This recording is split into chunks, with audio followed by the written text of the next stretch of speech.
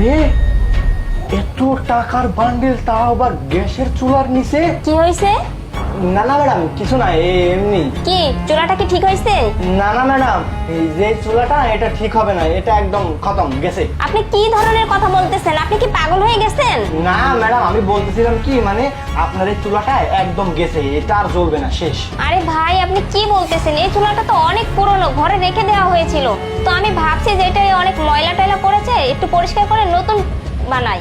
আর আপনি কি বলতেছেন যে এটা নষ্ট হয়ে গেছে, খারাপ হয়ে গেছে? আরে ম্যাডাম, আপনি তো জানেনই, বড় বড় জিনিসগুলা যেমন ব্যবহার না করলে ওগুলো জং ধরে যায়, নষ্ট হয়ে যায়। আর আপনি যেটা ব্যবহারই করেনি, এখন এই চুলাটার অবস্থা এমন হয়েছে, এটা আর জ্বলবে না, এটা গেছে, খতম, শেষ। হ্যাঁ, আমি বুঝতে পারছি, যাকে তাকে ঘরে ঢুকতে দিলেই এরকমই হবে। আরে ম্যাডাম, আপনি আমার কথাটা একটু বোঝার চেষ্টা করুন, আমি আসলে কি বলতে চাচ্ছি। আপনার নতুন চুলা দরকার, তাই তো? আমি আপনাকে নতুন চুলার টাকা